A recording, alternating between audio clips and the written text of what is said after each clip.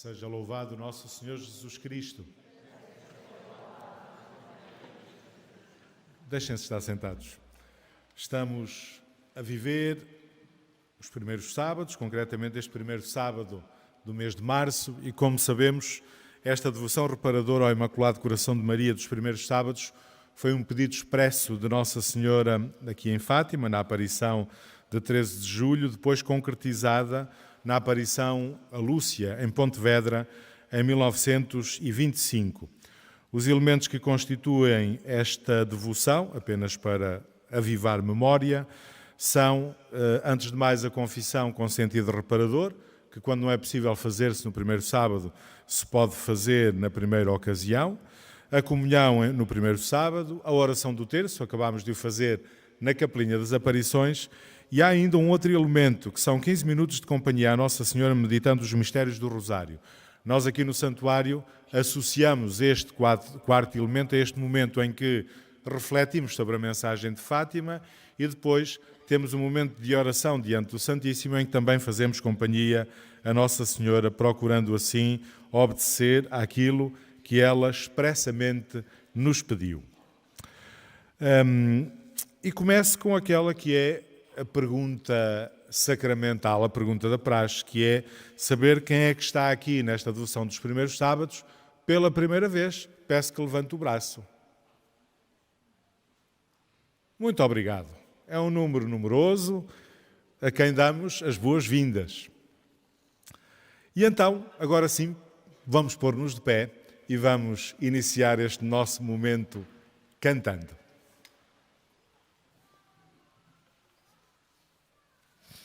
Santa Maria, Mãe de Deus, rogai por nós pecadores. Santa Maria, Mãe de Deus, rogai por nós pecadores. Santa Maria, Mãe de Deus e nossa Mãe, porta do céu, templo e sacrário do Espírito Santo. Santa Maria, Mãe de Deus, rogai por nós pecadores. Podeis sentar-vos. Nós, no passado mês, tivemos a oportunidade de refletir sobre o significado das aparições e, concretamente, o significado das aparições de Fátima enquanto revelações privadas e sobre a importância e o lugar desta mensagem e destas revelações naquilo que é a nossa vivência cristã. Hoje, o convite que vos faço é olhar para as aparições do anjo, o primeiro conjunto de aparições de Fátima. Ou melhor, partir de um aspecto, de uma dimensão destas aparições do anjo. Porque aquilo que eu gostaria hoje de sublinhar é, por um lado, de que forma é que já nas aparições do anjo se revela o Imaculado Coração de Maria, mas, por outro lado, gostaria de sublinhar um aspecto que salta à vista quando falamos das aparições do anjo, que é da inseparabilidade entre a devoção ao Imaculado Coração de Maria e a devoção ao Sagrado Coração de Jesus. Obviamente, quando nós pensamos na revelação do Imaculado Coração de Maria, nós pensamos nas aparições de Nossa Senhora neste lugar, nomeadamente na aparição de junho de 1917 e também na aparição de julho, completadas depois com as aparições de Tui e Pontevedra. E, contudo, já nas aparições do anjo, em 1916, aparece referido explicitamente o Imaculado Coração de Maria. E a primeira pergunta que eu gostaria de vos fazer era se têm presente as datas das aparições do anjo. Nós sabemos que as aparições de Nossa Senhora aqui eram sempre no dia 13. 13 de maio, 13 de junho, 13 de julho, depois agosto é um caso especial, 13 de setembro, 13 de outubro. E as aparições do anjo? Tinham algum dia fixo? Não tinham. Aliás, nem a própria Lúcia nos consegue dizer exatamente quando é que foram. O que é que a Lúcia nos diz? Que a primeira aparição foi na primavera, a segunda aparição foi no verão, e ela diz, foi no verão, foi no Poço do Arneiro, dias quentes, nós íamos a casa para aquele momento de maior calor, e foi aí que o anjo apareceu, e depois sabemos que a terceira aparição do anjo foi no outono. São as indicações que temos, portanto, não sabemos datas exatas das aparições do anjo, nem é o mais importante. Estas aparições, estas 3 aparições do anjo, fundamentalmente são, na pedagogia de Deus, a forma de preparar os videntes, os santos pastorinhos, para as aparições de Nossa Senhora. Foram, por isso, o caminho de preparação dos 3 pastorinhos para poderem depois acolher a mensagem que Nossa Senhora lhes queria confiar. Recordemos brevemente cada uma das aparições e o que é que cada uma das aparições nos diz a propósito do Imaculado Coração de Maria. A primeira aparição dá-se na Loca do Cabeço, na primavera, e o anjo ensina aos pastorinhos uma oração, aliás, que nós continuamos a rezar hoje e que rezamos fundamentalmente como oração de adoração. Meu Deus, eu creio, adoro, espero e amo-vos, peço-vos perdão para os que não creem, não adoram, não esperam e não vos amam. Mas nessa aparição, o anjo diz também aos pastorinhos, os corações de Jesus e Maria estão atentos à voz das vossas súplicas. Reparem, os corações de Jesus e de Maria. É o coração de Jesus e o coração de Maria que estão atentos à voz das súplicas daqueles 3 pequenos videntes, das 3 crianças. Na segunda aparição, no verão, junto à casa da Lúcia, atrás da casa dos pais da Lúcia, o anjo que lhes pede que rezem, que façam sacrifícios, diz-lhes: os corações de Jesus e Maria têm sobre vós desígnios de misericórdia. Reparem, mais uma vez, o anjo aponta para o coração de Jesus e para o coração de Maria, conjuntamente, e dizendo que é o coração de Jesus e o coração de Maria que têm sobre aquelas 3 crianças, os videntes de Fátima, desígnios de misericórdia. Por fim, a terceira aparição no outono é a aparição em que o anjo traz a Eucaristia e dá a comunhão aos pastorinhos. E nesta terceira aparição, o anjo ensina-lhes uma outra oração. Uma oração que nós também usamos como oração de adoração. Santíssima Trindade, Pai, Filho, Espírito Santo, adoro-os profundamente. E a oração continua. E a determinado momento da oração, diz-se: e pelos méritos infinitos do seu Santíssimo Coração e do Coração Imaculado de Maria, peço-vos a conversão dos pobres pecadores. Reparem, ao rezarmos esta oração, nós pedimos ao Senhor a conversão dos pobres pecadores por intercessão do Sagrado Coração de Jesus e do Imaculado Coração de Maria. A oração fala dos méritos. Obviamente, diante de Deus, nenhum de nós tem méritos. Isto é, nenhum de nós pode exigir a Deus o que quer que seja porque fez algo muito bom a que Deus fica obrigado. Mas aquilo que a oração diz não é que nós sejamos assim cheios de méritos que possamos exigir a Deus o que quer que seja. Tudo o que recebemos de Deus é puro dom. O que pedimos nesta oração é a intercessão do Sagrado Coração de Jesus, esse sim com os seus méritos infinitos, mas também os méritos com que Deus coroou Maria. E pedimos que venham em socorro dos pecadores. E reparem, quando nós rezamos pelos pecadores, não estamos a rezar pelos outros. Também, mas estamos a rezar antes de mais por nós. Quando nós rezamos, agora no terço, rezamos pela conversão dos pecadores, rezamos antes de mais por nós próprios, pela nossa própria conversão. Isto é, nós não estamos fora desse número dos pobres pecadores por quem rezamos. Bem gostaríamos, mas de facto não estamos. Nós somos os primeiros a precisar de conversão. E por isso, quando pedimos pela conversão dos pecadores, pedimos também sempre e necessariamente por nós, pela nossa própria conversão. Houve alguma discussão a propósito desta oração ensinada pelo anjo, porque diziam, porque não podemos falar dos méritos infinitos do coração de Maria, mas não é isso que a oração diz. A oração fala, de facto, dos méritos infinitos do Sagrado Coração de Jesus e dos méritos do Imaculado Coração de Maria. Isto é, a expressão é sintética, mas corretíssima.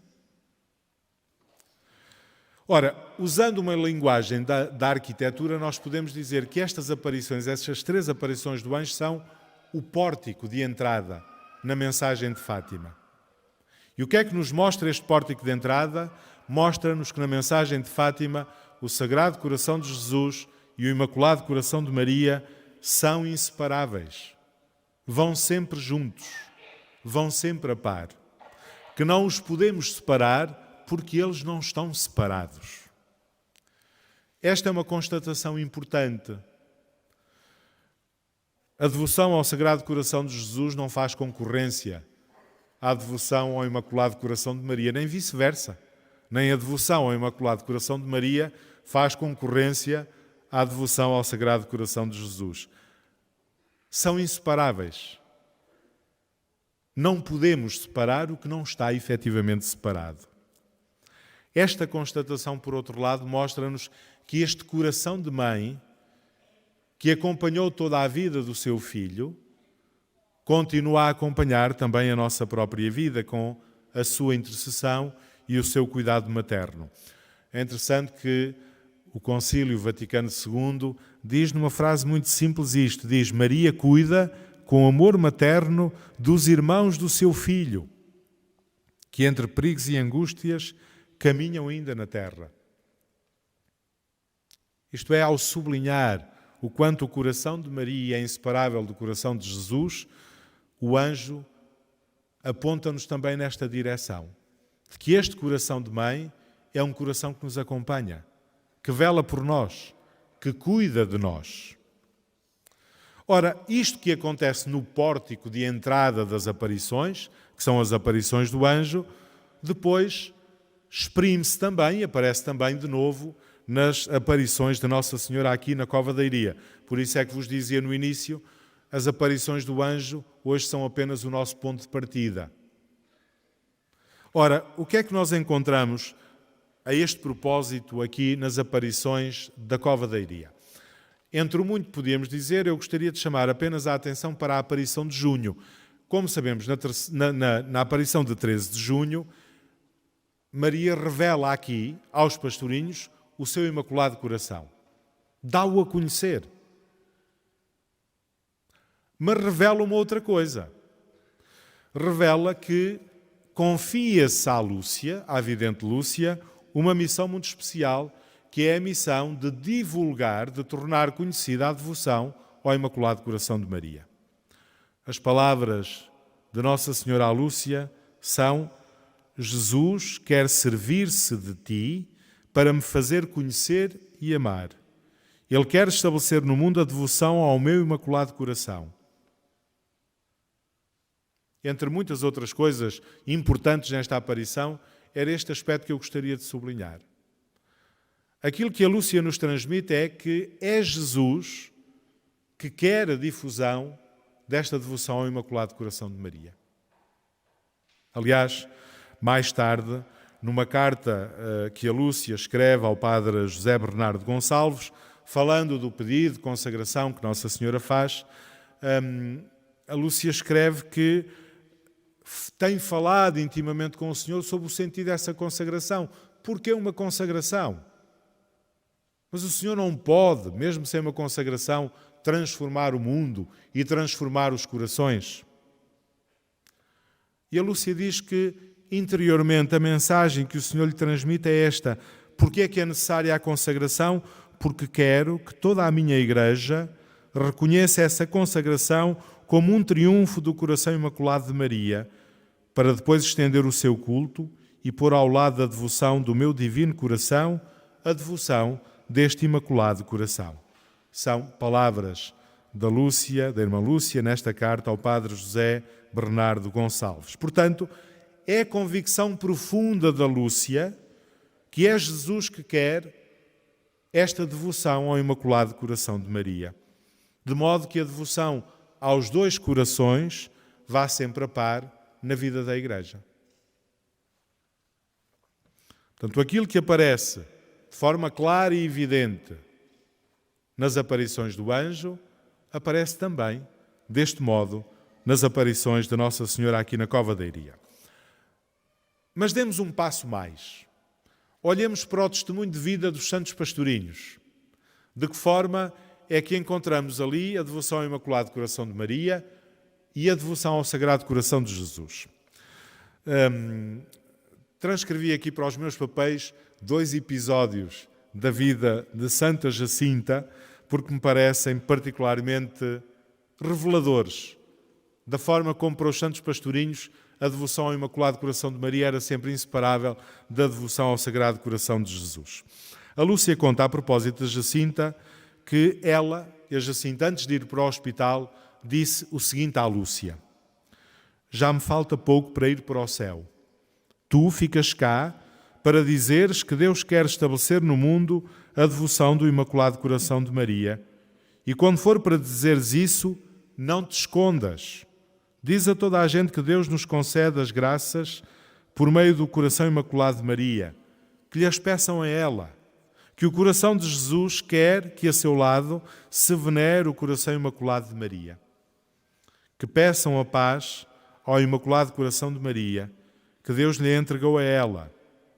Se eu pudesse meter no coração de toda a gente o lume que tenho cá dentro do peito a queimar-me e a fazer-me gostar tanto do coração de Jesus e do coração de Maria.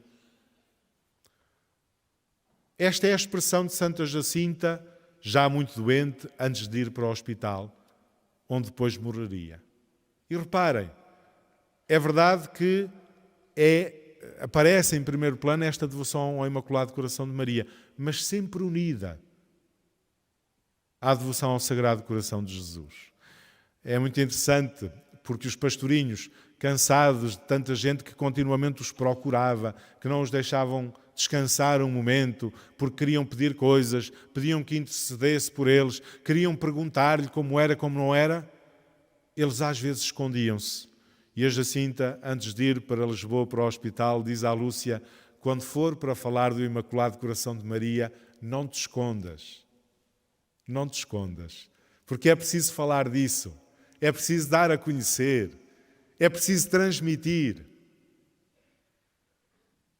E termina com aquele testemunho belíssimo, fazendo referência a esse lume que tem no peito. A esse fogo que arde no seu coração. Que é um fogo de amor por Maria e por Jesus, pelo coração de Jesus e pelo coração de Maria. É ainda a Lúcia que conta um outro episódio a propósito de Santa Jacinta e que eu não resisti a trazer para aqui. A Lúcia conta o seguinte: um dia deram-me uma estampa do coração de Jesus bastante bonita para o que os homens podem fazer e levei-a à Jacinta. Queres este santinho? Perguntei. A Jacinta pegou nele, olhou-o com muita atenção e disse: é tão feio. Não se parece nada com Nosso Senhor que é tão bonito, mas quero, sempre é Ele. E trazia-o sempre com ela de noite e na doença, e tinha-o debaixo da almofada até que se rompeu. Beijava-o com frequência e dizia: beijo no coração, que é do que mais gosto. Quem me dera também um coração de Maria. Não tens nenhum. Gostava de ter os dois juntos. De facto, não é apenas nas aparições que a devoção ao Sagrado Coração de Jesus e ao Imaculado Coração de Maria aparecem juntos. É também no testemunho dos santos pastorinhos de Fátima.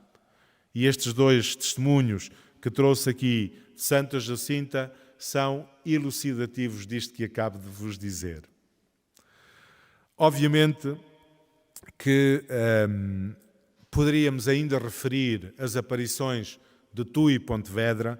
Aí não aparece uma menção explícita do Sagrado Coração de Jesus, mas implicitamente também aí está presente esta união, esta inseparabilidade entre o coração de Maria e o coração de Jesus, mas o tempo não nos permite ir muito mais além. Não posso deixar de referir a homilia do Papa São João Paulo II neste santuário, em 13 de maio de 1982. Porquê? Porque São João Paulo II, a que alguém chamou o teólogo da aliança dos dois corações, o teólogo da aliança entre o coração de Jesus e o coração de Maria, faz referência precisamente a esta inseparabilidade do coração de Jesus e do coração de Maria. Recordem que esta foi a primeira ocasião em que o Papa São João Paulo II veio a Fátima. No ano anterior tinha sido vítima de um atentado contra a sua vida na Praça de São Pedro. Um ano depois está aqui neste santuário para celebrar em ação de graças. E nessa ocasião, na reflexão que propõe aos peregrinos aqui reunidos, fala de facto deste coração de Jesus e do coração da Mãe de Maria. Leio-vos: Cristo disse do alto da cruz: Senhora, eis o teu filho.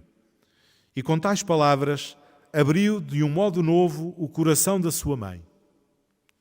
Pouco depois, a lança do soldado romano trespassou o lado do crucificado. Aquele coração trespassado tornou-se o sinal da redenção realizada mediante a morte do Cordeiro de Deus. O coração imaculado de Maria, aberto por tais palavras, Senhor, eis o teu filho, encontra-se espiritualmente com o coração do filho, trespassado pela lança do soldado. O coração de Maria foi aberto pelo mesmo amor para com o homem, para com o mundo, com que Cristo amou o homem e o mundo, oferecendo-se a si mesmo por eles sobre a cruz, até àquele golpe da lança do soldado. Portanto, São João Paulo II o que nos diz é isto, é que, efetivamente, nós não podemos falar do Imaculado Coração de Maria sem falar do Sagrado Coração de Jesus, porque estão profunda e intimamente ligados. E que a devoção ao Imaculado Coração de Maria significa sempre devoção ao Sagrado Coração de Jesus. Quando nós entramos no Santuário de Fátima, o que é que nós temos? Temos aqui a Basílica da Santíssima Trindade, diante, no extremo oposto, a Basílica de Nossa Senhora do Rosário, e a meio, a capelinha não está bem a meio, está deslocada para um dos lados. A meio, o que é que nós temos efetivamente? O Sagrado Coração de Jesus. O que está no centro geográfico do grande recinto de oração é uma estátua do Sagrado Coração de Jesus. Não é por acaso. Não é por acaso. E reparem, uma estátua que está ligada à capelinha, está de alguma forma diante da capelinha das aparições, dizendo-nos precisamente isso, que Maria nos conduz a Jesus, que o coração da mãe aponta permanentemente para o coração daquele filho, que o centro da nossa fé está naquele coração que nos amou e que deu a vida por nós. E aqui em Fátima, quando Nossa Senhora vem pedir a devoção ao seu Imaculado Coração, não nos distrai desta centralidade de Jesus, bem pelo contrário, ajuda-nos a concentrar a nossa atenção precisamente nesta centralidade de Jesus. E reparem, é a forma física do próprio santuário a transmitir-nos essa mensagem. O espaço também fala. Não são só as palavras que dizem, o espaço também fala. E neste santuário, o eixo é totalmente centrado em Jesus Cristo. O eixo é Jesus Cristo. Reparem, o altar é sempre símbolo de Jesus Cristo. E por isso é que nós, quando entramos aqui, passamos diante do altar e fazemos uma inclinação. Porque o altar, mesmo fora da celebração, é símbolo de Jesus Cristo. Ora, nós temos este altar, o altar do recinto e o altar da Basílica de Nosso Senhor do Rosário, exatamente no mesmo eixo. Ao centro, entre eles, está a estátua do Sagrado Coração de Jesus, o monumento do Sagrado Coração de Jesus, para nos dizer que todo o eixo físico deste santuário é Jesus Cristo.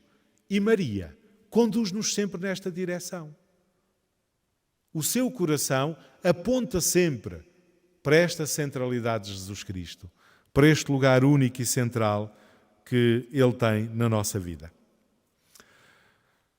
E reparem, não é um monumento recente que ali tínhamos exposto agora porque nos parecia que ficava lá bem. O monumento ao Sagrado Coração de Jesus foi concluído em 1931, inaugurado, benzido solenemente, no dia 13 de maio de 1932. Isto é quando começa a desenvolver-se este espaço como espaço de oração, que surge este monumento. Muito antes ainda de termos uma basílica de Nossa Senhora do Rosário, de termos umas colunatas, mais ainda desta nova basílica em que nos encontramos, depois da capelinha tivemos aquele monumento do Sagrado Coração de Jesus, porque está profundamente ligado à mensagem deste lugar. Obviamente a devoção ao Imaculado Coração de Maria vê-se sempre à luz desta devoção ao Sagrado Coração de Jesus. O padre Alonso, um grande historiador e estudioso da mensagem de Fátima, dizia que a devoção ao Imaculado Coração de Maria é a alma da mensagem de Fátima. E, de facto, é um dos aspectos mais importantes daquilo que Nossa Senhora veio revelar nas suas aparições aqui na Cova da Iria. Mas esta revelação é inseparável desta ligação a Jesus Cristo e ao seu coração imaculado. O Papa Bento XVI, na altura cardeal Ratzinger, no comentário teológico que faz a propósito da terceira parte, o segredo, diz-nos ou fala-nos do sentido da devoção ao Imaculado Coração de Maria com estas palavras. O termo coração, na linguagem da Bíblia, significa o centro da existência humana, uma confluência da razão, vontade, temperamento e sensibilidade, onde a pessoa encontra a sua unidade e orientação interior. O coração imaculado é, segundo o Evangelho de São Mateus, um coração que, a partir de Deus, chegou a uma perfeita unidade interior e, consequentemente, vê a Deus. Portanto, a devoção ao Imaculado Coração de Maria é aproximar-se desta atitude de coração, da qual o fiat, o seja feita à vossa vontade, de Maria, se torna o centro conformador de toda a existência. O que o então cardeal Ratzinger diz é que Maria aprendeu a centrar toda a sua vida em Deus. E é isso que ela nos ensina. Este coração imaculado o que faz é conduzir-nos a centrarmos assim a nossa vida em Deus. Quando, na aparição de junho, aqui na Cova da Iria, Nossa Senhora revela o seu Imaculado Coração e confia a Lúcia aquela missão de divulgar a devoção ao Imaculado Coração de Maria um pouco por todo o mundo, Nossa Senhora deixa-lhe também uma promessa. O meu Imaculado Coração será o teu refúgio e o caminho que te conduzirá até Deus. E nesta promessa estão sintetizados os dois aspectos fundamentais da devoção ao Imaculado Coração de Maria. Antes de mais, a devoção ao Imaculado Coração de Maria manifesta-se na confiança com que depomos nas mãos de Maria as nossas preocupações, os nossos sofrimentos, as nossas dúvidas, os nossos dramas. Ter devoção ao Imaculado Coração de Maria expressa-se desta forma e com esta confiança, porque este coração é nosso refúgio. Mas é também caminho que nos conduz para Deus, caminho para o coração do seu Filho Jesus Cristo.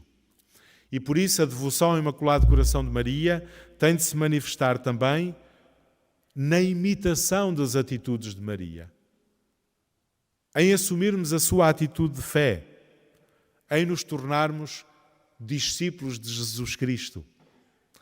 Nós estamos a viver o tempo da Quaresma e Maria, neste tempo da Quaresma, com o seu coração imaculado, aparece diante de nós como um caminho certo para a vivência quaresmal, como caminho para a conversão a que todos nós somos chamados. O que é que significa a conversão? Contemplar Maria e as suas atitudes e procurarmos imitá-la. Porque é na medida em que procuramos imitá-la que o seu coração se torna para nós caminho que nos conduz até Deus. Os pastorinhos de Fátima souberam percorrer este caminho e deixam-nos, por isso, este desafio a que também nós nos deixemos conduzir pela mão de Maria por este caminho que nos leva até ao coração de Jesus. Preparemo-nos para a adoração ao Santíssimo Sacramento.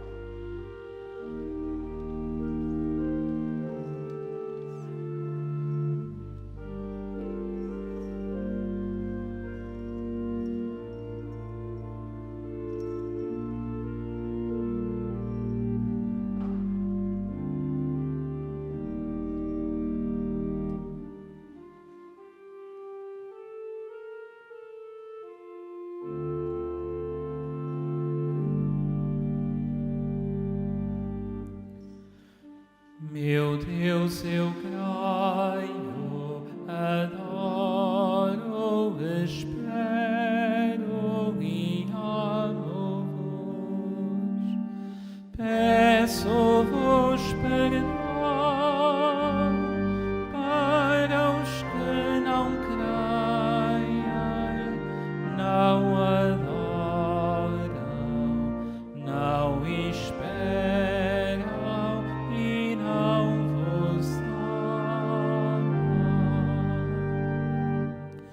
Meu Deus, eu creio,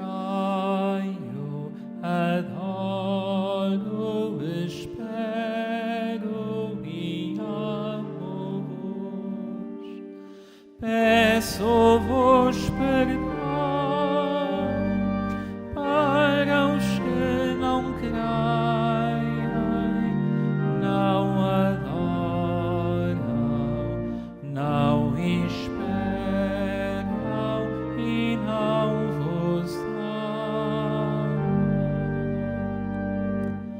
Meu Deus, eu creio, adoro, espero e amo-vos. Peço-vos perdão para os que não creem, não adoram, não esperam.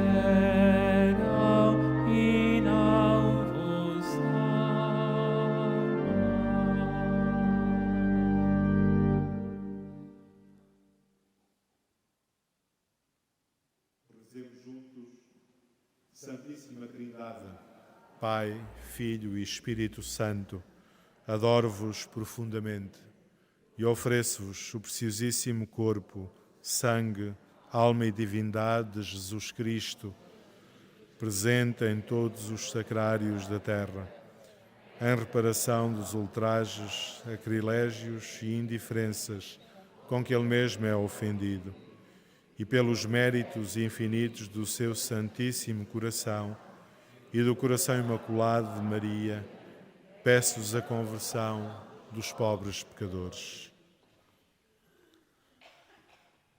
À imagem dos pastorinhos de Fátima, adoremos a Jesus escondido na Eucaristia.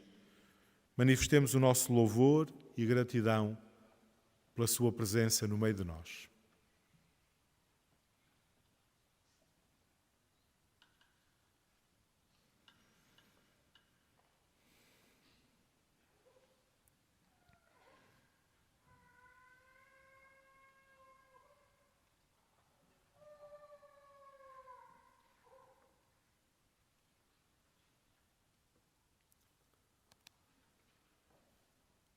Neste tempo de oração e adoração, procure cada um estar como entender melhor para rezar, sentado ou de joelhos ou de pé. Hoje meditamos o quarto mistério doloroso, Jesus a caminho do Calvário. E partimos das palavras do Evangelho segundo São Lucas.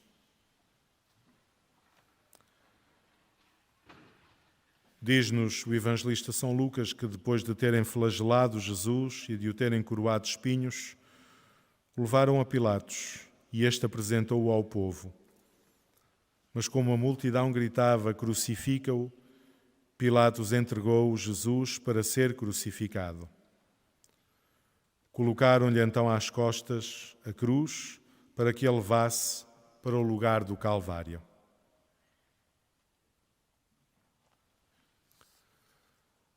Jesus podia ter evitado a cruz, podia ter saído de Jerusalém, em vez de para lá se dirigir voluntariamente.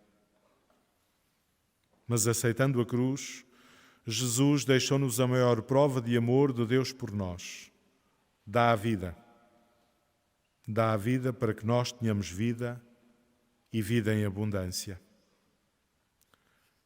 Jesus dissera um dia: se alguém quiser ser meu discípulo, renegue-se a si mesmo, tome a sua cruz todos os dias e siga-me. A cruz, que à imagem de Jesus somos convidados a assumir, não é composta apenas por aqueles sofrimentos que involuntariamente surgem na nossa vida. A cruz é também a da coerência na vivência da nossa fé, uma coerência tantas vezes difícil, tantas vezes objeto de incompreensão por parte de quem nos cerca. Aceitar a cruz e seguir Jesus significa não permitirmos que os nossos corações se deixem abater pelas dificuldades. Ao Senhor Jesus, presente na Eucaristia, o Jesus escondido, que nos convidou a segui-lo tomando a cruz, peçamos-lhe ajuda para, como ele, assumirmos também nós a nossa cruz.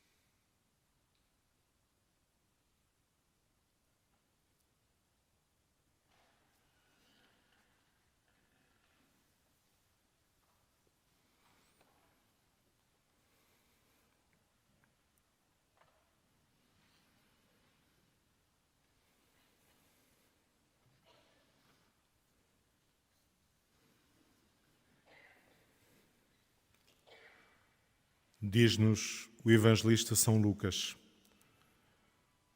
Quando iam conduzindo, lançaram mão de um certo Simão de Cirene, que voltava do campo, e carregaram-no com a cruz para a levar atrás de Jesus.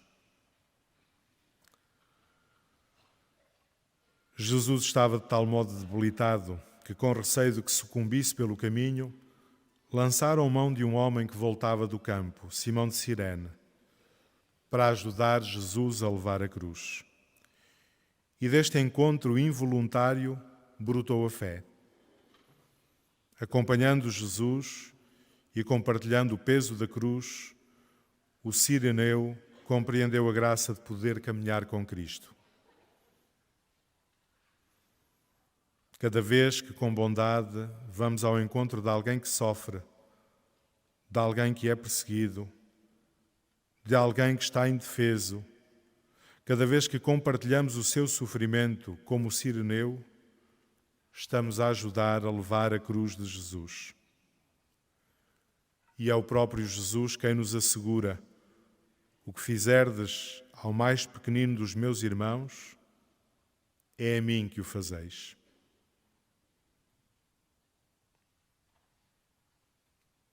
Diante do Senhor Jesus, presente na Eucaristia, o Jesus escondido, perguntemo-nos: tenho sido cireneu para com aqueles que vivem ao meu lado? Os membros da minha família, os meus amigos ou conhecidos, os meus vizinhos, as pessoas com quem me tenho cruzado?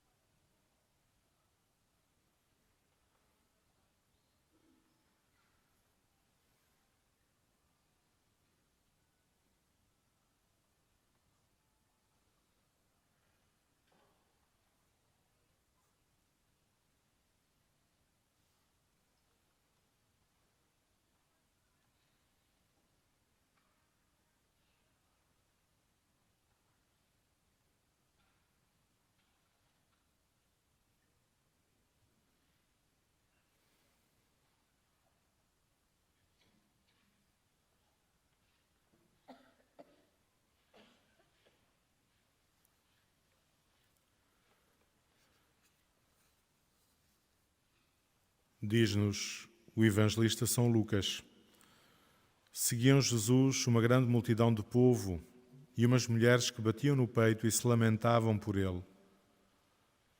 Jesus voltou-se para elas e disse-lhes: filhas de Jerusalém, não choreis por mim. Chorai antes por vós mesmas e pelos vossos filhos.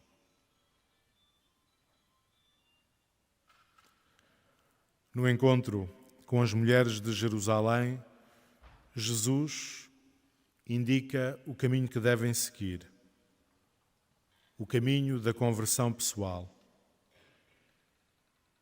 Diante das lágrimas daquelas mulheres, Jesus diz-lhes: não choreis por mim. Chorai por vós mesmas, chorai os vossos pecados, arrependei-vos, convertei-vos.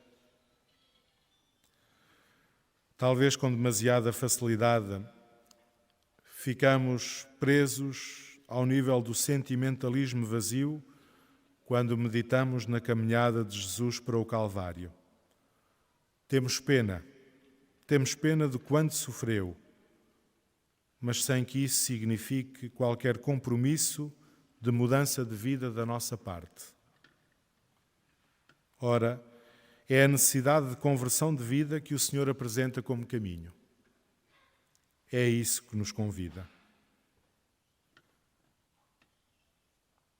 Diante do Senhor Jesus, aqui presente na Eucaristia, o Jesus escondido, perguntemo-nos que aspectos da nossa vida necessitam de conversão, que dimensões da nossa vida é preciso aproximar de Deus.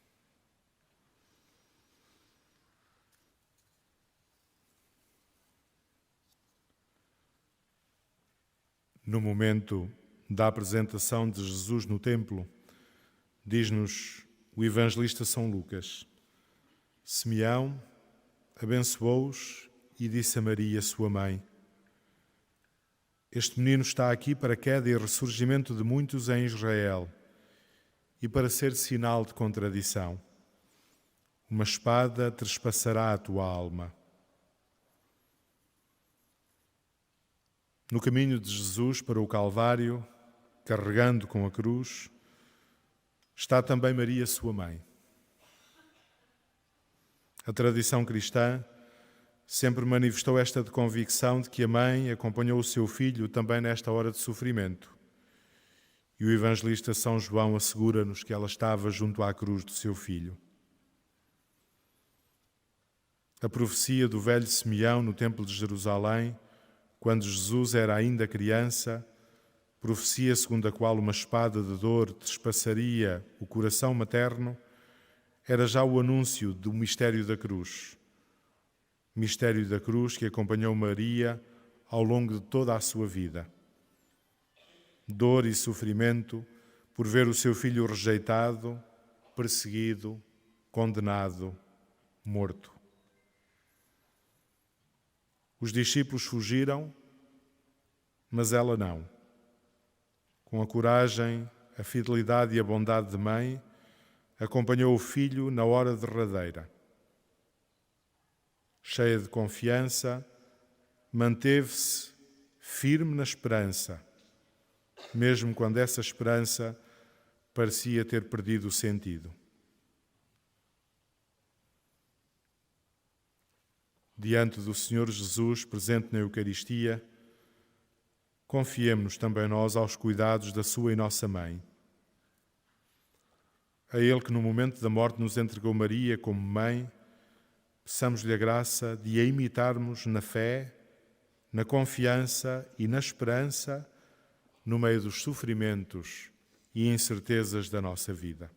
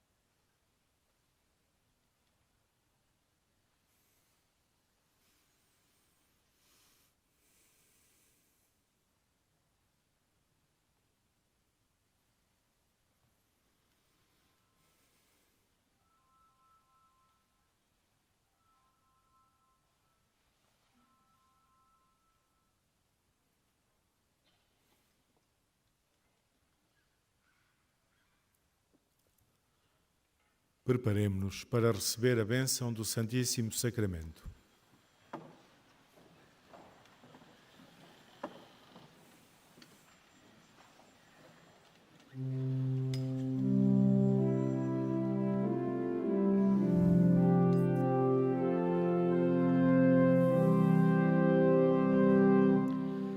Tantum ergo sacramento veneremus cernui et antiquum documentum novo cedat ritui prestet fide supplementum sensum defectui, genitori genitaque, laus et jubilatio, salus honor virtus quoque, sit et benedictio, procedenti ab utroque, comparsit laudatio.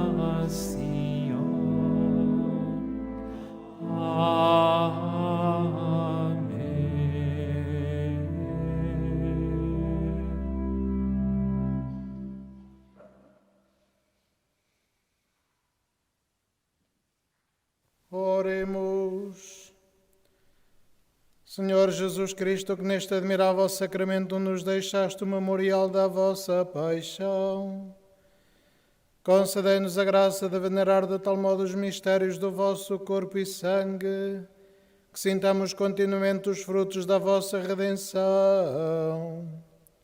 Vós que sois Deus com o Pai, na unidade do Espírito Santo. Amém.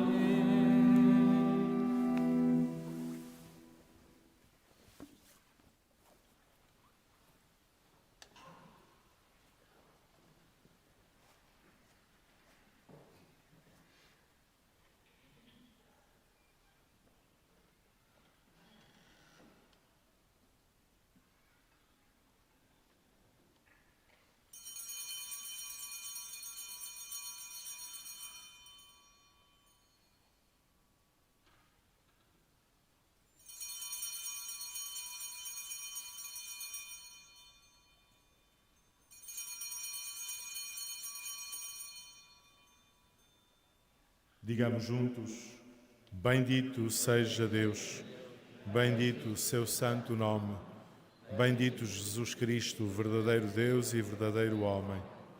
Bendito o nome de Jesus, bendito o seu sacratíssimo coração, bendito o seu preciosíssimo sangue, bendito Jesus no santíssimo sacramento do altar, bendito o Espírito Santo Paráclito, bendita a excelsa Mãe de Deus, Maria Santíssima, bendita a sua Santa e Imaculada Conceição, bendita a sua gloriosa Assunção, bendito o nome de Maria, Virgem Mãe, bendito São José, seu castíssimo esposo, bendito Deus nos seus anjos e nos seus santos.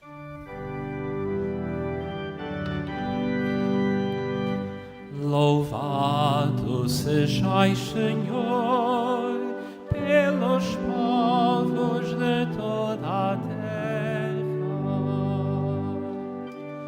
Louvado sejais, Senhor, pelos povos de toda a terra.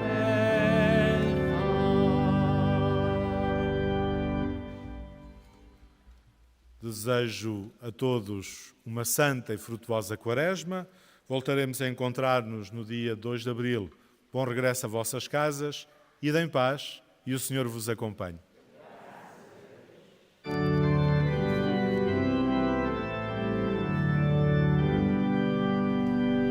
Os povos vos louvem, ó Deus,